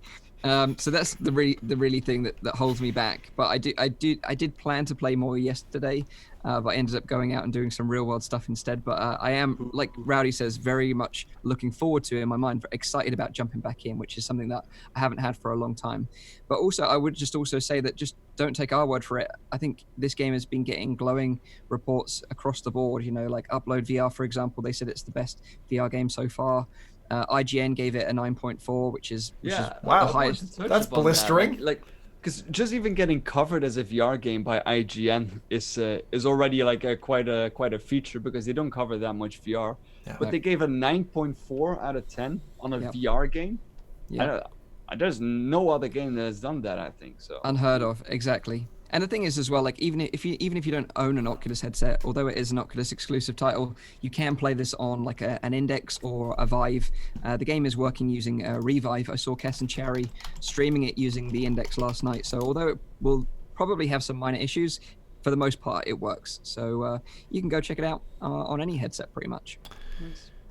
I was just checking because Rowdy mentioned, he's like, I don't think any other VR game. I'm like, Astrobot. What did IGN give Astrobot? 9 out of 10. 9 out of 10. All right. There you go.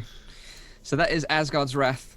Very cool game. One that you should definitely check out, or at least be on your radar. Even if you're not into those kind of games like me, I think you'll enjoy it nevertheless. So let's wrap up the show then with our hands-on impressions of Blackbox VR. Now this is kind of interesting because Blackbox VR is like the world's first virtual reality gym. Like, it's a proper gym. You go to it. They don't have traditional weights or machines. It's all VR. That is it. And you pay a membership like you would at any gym. I think it's actually $100 a month, so it's quite pricey. Exactly.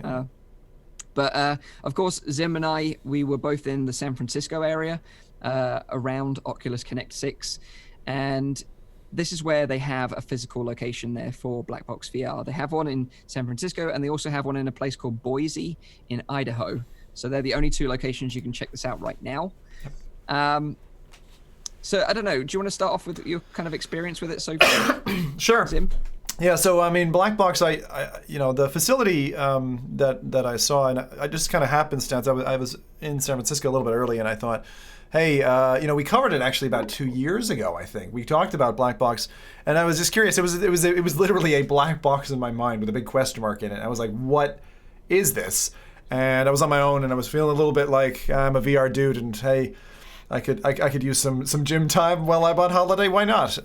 So I found this location. It was a lot nicer than I was expecting it to be honest. And the gym was, and I've done several gyms in my life. I'd say it was probably one of the more well-equipped that I've done. I've done from like small, 5 running machines kind of company gym up to, a large kind of like Reebok establishment. I've done a number of different gyms, even though I don't look like it, and I'm not a regular. I'm not a gym person.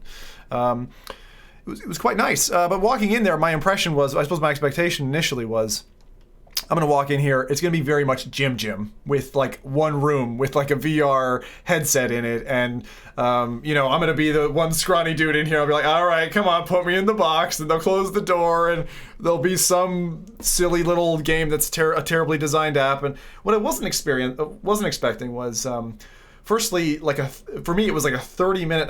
I did a lot of talking with the team there, and this was, let's say, 6 p.m. on a given, I don't know, Monday or Tuesday or something, and it took probably about 30 minutes to sign me up. Now they went through kind of like a whole waiver system, which you would expect with something like this, that's engaging, where you're not looking at something that's using machine equipment, all that kind of thing, but the setup process took longer. I was expecting it to take 10 minutes. They give you sit you down on a couch, you have an intro video, shows you how the game's going to work. And I was like, why is it going to take, why is it taking this long? Well, it's because the game is a MOBA. It's a battle arena. And that concept, having like multi-lanes and stuff, I was like, I did not expect a MOBA. I was expecting some kind of wave shooter or, I don't know, something. And so the mechanism itself that you end up using, once you're kind of set up ready to go, you get a Vive tracker on each wrist. Feels a little cumbersome, but you kind of forget about it quickly enough. You have a Vive Pro on your head, and then the actual equipment itself is like a resting mat that comes out from the wall.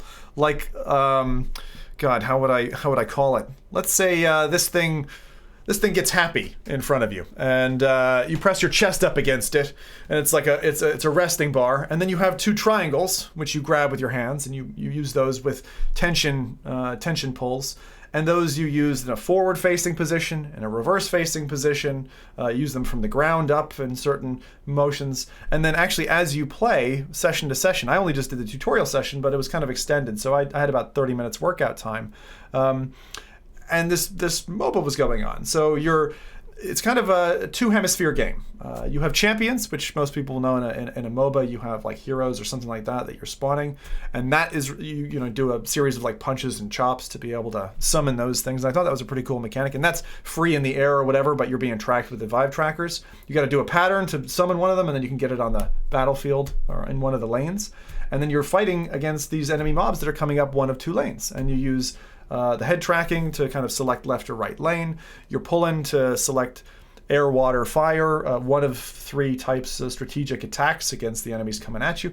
It's actually all a lot more involved than I was expecting a workout game to be. That was my kind of initial impression, and I threw up. I have a video on my channel if any of you want to see what it looks like. I wasn't able to capture the game, but captured me there for half an hour just in this box. But the actual gym itself, firstly, they had like a micro gym attached to the facility down the back if you wanted to do some pre-workout or cooling down after. Full shower facility, towels, all the rest. Perfectly clean, lovely environment. I thought it was immaculate, to be honest. I didn't have any trouble at all. The system of walking in, checking in once you have gone through your first tutorial. The tutorial's kind of 2 parts. It's like you want to know what you're doing so you don't hurt yourself. And there's a kind of complicated application that goes with your phone. I used one of their tablets because they're like, oh, just put it on your phone. And I'm like, I got a UK mobile. I can't. It's not on the store over here, So set it up on one of their tablets. It shows you your character. And after you're done with your workout, it shows you like what parts of your body you worked out, all kinds of stats. But the cool thing was there's kind of like loot boxes with it. So you unlock additional moves that you can use on your next run. You can stat track and compete against friends. And I did see while I was there, this is the part that was the most surprising to me. I'd say there were probably, in my 2 hours and a bit there, 14 people who passed me by going in and out of the rooms. Wow. There were a total of 12 active facility rooms. 2 of them were out of order, I think. And the rooms they're definitely not cheaply built because you've got this, as I said, this extension equipment that's all automated, and it comes up and down as you're working out. It doesn't just like come up and then it's up for 30 minutes. You hear it going down even though you're in the headset. There's a marker in the game for where you put your water. They've really thought this thing out. It's very well fleshed out. Like the app itself, I would say, is still feels like an early access title. But as a MOBA, I found it quite engaging. It definitely got me more active than I would have been had I not been playing a game. And the thing that really concerns me is in the pipeline they have plans for PvP, which means Mike and I could go toe-to-toe in this thing. And it's like, I know dudes are going to rip their muscles out of their arms like just trying to beat their buddy. I kind of feel like that they should consider maybe a co-op mode, and I gave them that feedback. But I'm really curious, Mike, what was your experience like? Because I know we have a couple of questions too. Yeah, though. go ahead. Like first off, there are people asking like, how about like sweat in the headset and the smell of the headset? So they give you, this is one of the nice things, they actually gave you, I wish I would have thought about it, I have it with me.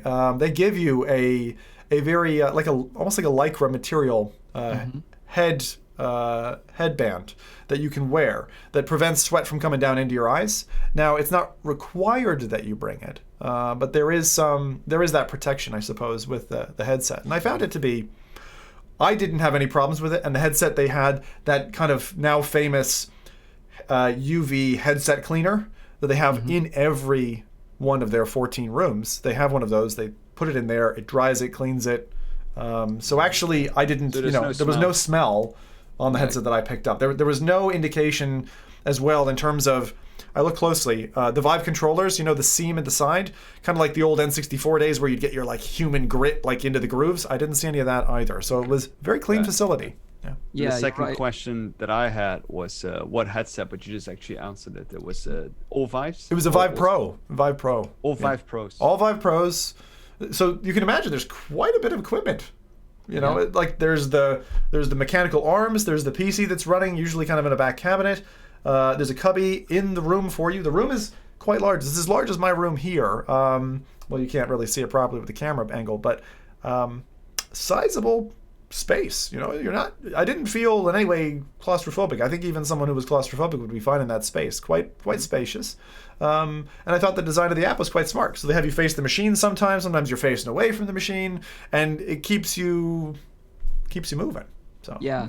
Just to talk about the hygiene aspect, because I know that's a big concern for a lot of people, and it was my concern as well. Oh, yeah. They use VR covers, so they wipe them down, and like Zim mentioned, they put them in these chambers which use ultraviolet rays to sterilize the headset, basically. So it's kind of like sterilized between each use.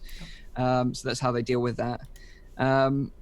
But yeah, this kind of machine that they use is like basically a resistance pulling machine, but like Zim says, it adapts and changes automatically to suit whatever move you're going to do. And like Zim pointed out, each move that you do, whether it be like a squat or a curl or a row, they have an element attached to them. So like wind, fire, water, or electricity, I can't remember which one it was. Yeah. And you use those to fight the corresponding enemies. So the enemies will be marked with a marker that will tell you what element it is, and then you have to counteract it with the opposite element. So if he's a water character, then you would give him electricity, for example, to defeat him. Or if he's a fire character, then you would use water to put him out. And using those against them will give you substantially more damage, and you'll do better. Yeah, but it also tunes it. Like the things that are really interesting are because you're being Vive tracked, and the Vive trackers are quite accurate, even though it's on your wrist and it's kind of tight enough that it doesn't move, and they clip into this little harness. Once you've got that going, if you're laboring as you're exercising, and you're not, say you're supposed to pull them back, in a steady line up to your shoulders, and you're kind of all over the place, you're shaking a bit because your muscles are getting tired, the machine will actually help to reduce the strain on you. Yeah. And what it normally tries to do is, it's like trying to up the game. So it's going to try to strength train you. So it means that every so often, it's going to get you to pull harder. Like there's a multiplier effect that really got me working, which is for a 25 pull set, the first, half are 1x damage. Then it goes 2x damage. Then it goes 4x damage. So for your last 5 in a set before it kind of says you're done basically and moves on to the next bit. You know, you're really pumping. But the thing it does is it actually is going to try you. If it's, let's say it's I don't know, 10, I don't know what the measurement in the US would be, Newton pounds or something, then it's going to try you for 12. But you don't know when it's going to try you for 12. So it's going to be tougher to pull one of those times, but it might just be you're getting tired, or maybe the machine's doing it. So there's kind of an AI director element to it as well, which I found to be really interesting, because then over time you can see improvement, and obviously you're being tracked for your character and stuff like that. Yeah, and I think the maximum reps for each of the sets was 25, I think. So if you, like you said, if you hit the max, then you were getting a bonus, but Yes. you didn't have to. You could didn't just do have to. 10 and then move on to the next one. But the thing that was driving me was like the enemy at the end of the lane who's trying to attack me. Like if I'm on the losing side, and I was on the losing side certainly through my second run, which was about 20 minutes.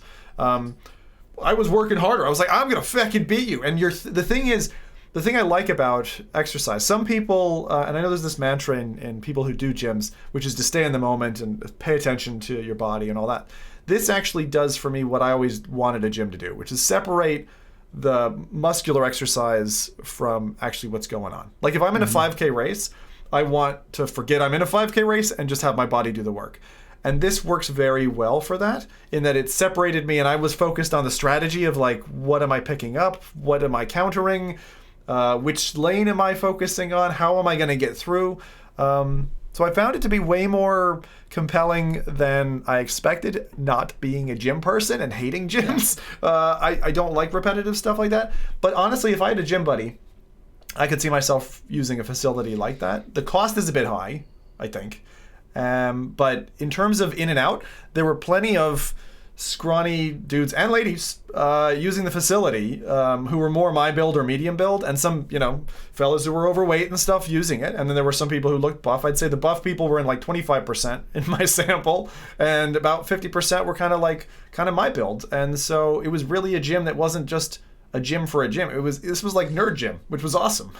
Yeah, I think that the cool concept about it is, like you say, it is a nerd gym, is that, you know, if you don't want to work out in front of other people in a gym, like each pod is completely enclosed, so you're in it on your own. Yeah. So no one else can see what you're doing. Like obviously the staff do monitor your gameplay and your form and stuff like that to make sure you're doing it right, not going to hurt yourself. Just laughing their asses off. Like, look at this guy. Look at this guy. So you don't have that kind of social pressure of going to a gym, you know, if you do feel self-conscious anyway, which is cool.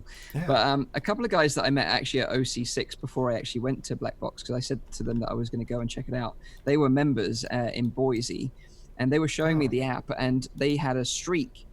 So like if you hit the gym within every 72 hours, you basically multiply your streak. And he was concerned, obviously being at OC6, that he was going to miss his streak.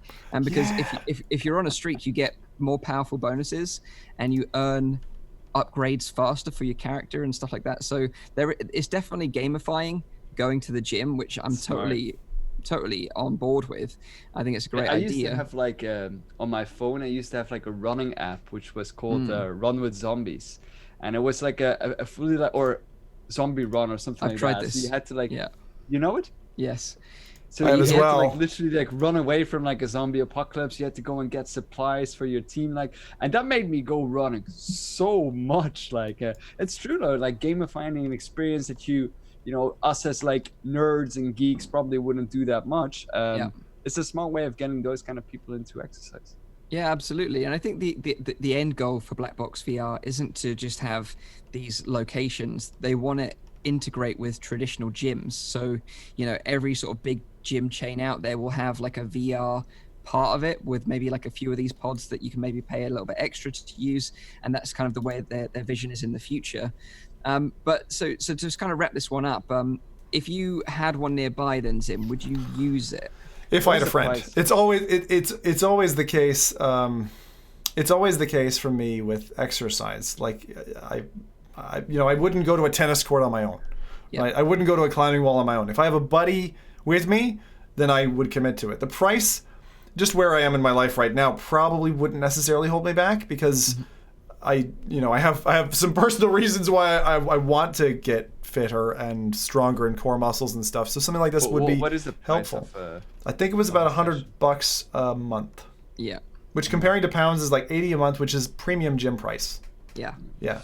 Yeah, absolutely. So it's not unforeseen. I mean, in the UK, for instance, it was £95 was the gym, which was near me and Canary Wharf. I didn't go to that. I went to one that was like £35 a month. So it would be double what I would be used to paying, if not more than that. But yeah, it's the social aspect. It's the fact that you can pre-book on the app, that there's the gamification, that you can literally book a pod. You know which one you're going to. You can just go in. You don't have to talk to the staff or anything. Just go in straight into your pod and back out again. But they're really going to have to do this kind of slowly. And my point to them about this whole experience, my point to them was like, you need to have, you basically need to partner up with like Box VR or somebody, because you need to have like a home method that allows you to do something towards your character, even if it's only 1/10 of the progression, that encourages you to continue working out, even when you can't get to the gym, for people who are traveling as well, for people who want to keep their streak, because this whole streak methodology, the loot boxes you've got in it, the whole kind of progression element was really well thought out. And I actually think that they, from what I heard from their staff, I think they don't think as highly of their app as maybe they should. I thought it was quite fleshed out, particularly with the mobile app integration. Could use some additional changes. They're working on a pipeline. But I could definitely see this doing well, as long as they can keep getting people in. I was super surprised that it wasn't a ghost house and that people were actively using it. And even at 6 o'clock on a random day, people were streaming in and out of the place. And I was like, fucking hell, this is the nerd gym. This is like nerd mecca. This is great. I think you're right. I was surprised that more people were using it than I thought. I think they could even do better with maybe Twitch integration and stuff like that, so people could watch their workouts and that would be. This is what I said to them. I said to them, because I said, look, my expectation coming to here, especially the way it looked on the outside, it looked like a proper gym. It looked like a proper gym, like high scale. And if I was just random nerd dude running around the street, I would be like, okay, it's gonna be full of buff dudes. It's not gonna be a comfortable environment for me. I'm not going in. I wouldn't have even had the conversation. Why they wouldn't subsidize the price of somebody who's in a pod, who doesn't mind being shown on the street with just a monitor, show the nerdy dude in the cube working out along with the game, so that they get a flavor of what's going on inside. That's a really good idea. And they would get loads more foot traffic, loads. And they were in a great location, by the way, in San Francisco. So do check it out if you're in San Francisco, even on holiday. You can get a free. That's what I tried. You can get a free trial at the moment. Even if you're not gonna be hanging around, the staff were totally cordial. Helped sign me up. I said all this out front. I was like, I'm not gonna be signing up for a subscription. They said, it doesn't matter. Why don't you check it out, try it out? And obviously, we're talking about it now. So there you go.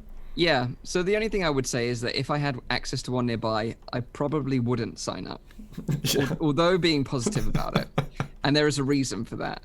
Because I am one of those people that just spends an absurd amount of time in VR in my day-to-day life anyway. Yeah, fair point. And I use working out as one of the rare few opportunities I get to go outside to talk to real people.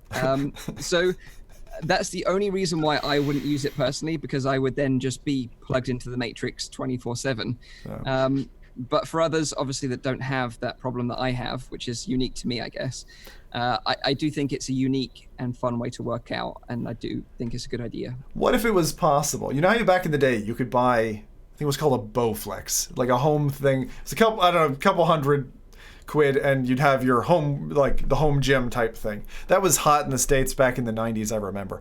If that kind of setup was possible so that you could VR work out at home, is it, with the winter coming on and stuff, would that be of any interest to you? Or is that also something where you're like, better to keep it segregated? Yeah, so I work out outside for the very reason that I need to go outside. I go to like a boot camp thing. So even if it's raining or snowing, we still do it. It's kind of one of those things. I just wouldn't be into it. But I do like the idea of working out in VR. I am planning to do something with this concept in the very near future. But for me, I just wouldn't sign up to it for that very reason. But I do think it's great for other people. And Chad is mentioning this thing about talking to people at the gym. I think there is a piece missing from the standard gym culture, which helps a lot of people, is they get to know the others at the gym. especially guys. I don't know if ladies are the same thing. I've never hung around gyms with girls, but getting to talk to people and them spotting you or whatever, you don't have that in this. You are isolated, and you are in a pod. It feels very Tokyo. So that's another dimension to consider if you're thinking about maybe going for a demo. A very cool concept, though, and I'm so glad that we got to try it. I can't believe it exists, to be honest. I literally thought it was going to be a closet in a gym with a sweaty old Vive, and it was a lot better than I expected. So. Absolutely. So let's round up the show then. We've gone on for long enough, even though we thought we wouldn't, but we always do nowadays. So just a reminder. Oh, by the way, if you've got any questions, now's a good time while I do the sort of summary. So just a reminder, it's a weekly VR, AR, and MR talk show, live streamed every Saturday on YouTube, Facebook, and on Twitch.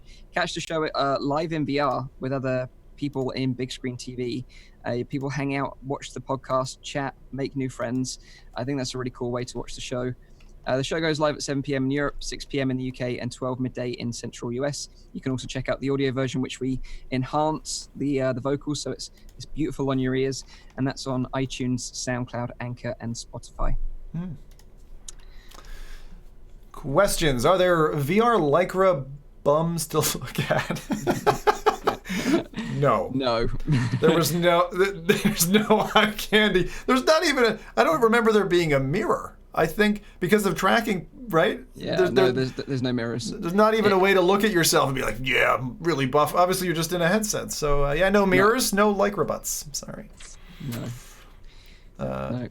Buck, what has a question? Why hasn't Rowdy punched Zim? I think it was, what was the count? You put 500 likes?